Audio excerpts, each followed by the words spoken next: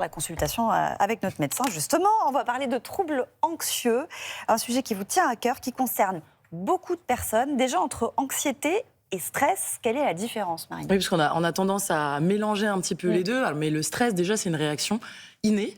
Tout le monde peut être stressé, c'est normal, c'est une réaction de notre corps face à un danger potentiel. Et être stressé, ça peut être positif, parce que les hormones libérées, noradrénaline, cortisol, permettent de nous réveiller, d'être attentifs, d'être bien concentrés.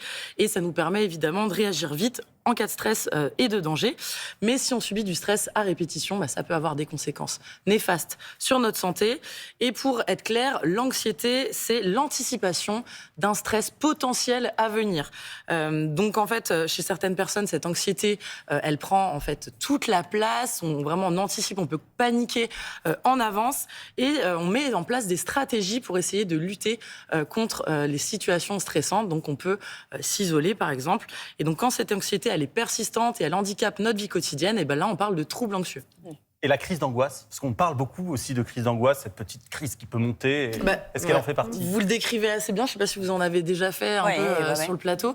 Ça peut être très impressionnant, avec des symptômes vraiment bruyants, des symptômes physiques, le cœur qui palpite, la respiration qui s'accélère, qui se bloque, des vertiges, des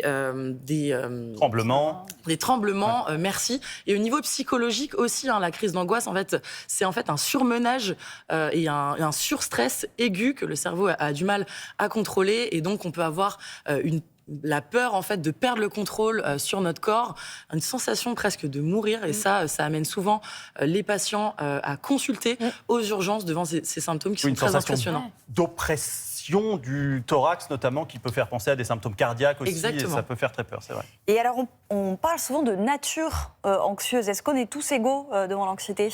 Malheureusement, non, on n'est pas tous égaux. Certaines personnalités hypersensibles ou perfectionnistes peuvent être plus susceptibles de développer justement des troubles anxieux.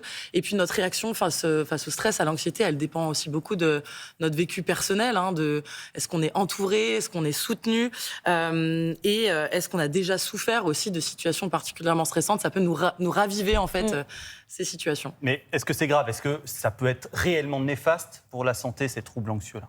Alors, le stress chronique, oui, il peut engendrer de l'hypertension artérielle, un surrisque de diabète, d'obésité, de maladies cardiovasculaires, on en a parlé, et ça augmente vraiment le risque d'infarctus cardiaque. Donc oui, mais l'anxiété, elle a surtout aussi un impact au niveau du sommeil. Ça peut provoquer des troubles du sommeil, des troubles alimentaires, et aussi certains comportements addictifs, malheureusement, parce que l'alcool est un anxiolytique, malheureusement. Et donc, certaines personnes consomment de l'alcool pour se calmer. Donc, c'est évidemment pas ce qu'il faut faire, mais voilà. Et les personnes aussi anxieuses vont avoir tendance à s'isoler, à se renfermer sur elles-mêmes. Et ça peut augmenter le risque de développer une dépression. Comment on fait? Déjà, est-ce qu'on peut guérir des troubles anxieux? Et si oui, comment? Oui, pour une petite note positive, évidemment, on peut sortir de ces troubles anxieux. Alors déjà, avoir une bonne hygiène de vie au quotidien, déjà ça aide, bien dormir, faire de l'activité physique, ça permet d'abaisser son seuil de stress. Ensuite, on pense souvent aux anxiolytiques, c'est le réflexe malheureusement de beaucoup de Français, mais ces anxiolytiques, ils doivent être consommés vraiment de manière très limitée, sur prescription médicale, parce que ces médicaments ont risque de dépendance. Et c'est pas le traitement des troubles anxieux. Voilà, ça va pas traiter la cause. Ça va permettre de masquer les symptômes de l'anxiété. Et donc, qu'est-ce qu'on peut faire pour améliorer ces troubles anxieux? Des thérapies cognitivo-comportementales, par des psychologues, psychiatres. C'est des thérapies vraiment spécifiques aux troubles anxieux. Et après, adopter des petites techniques pour se relaxer dans le quotidien.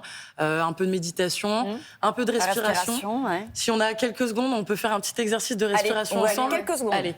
Donc, on inspire par le nez et on va expirer les lèvres pincées.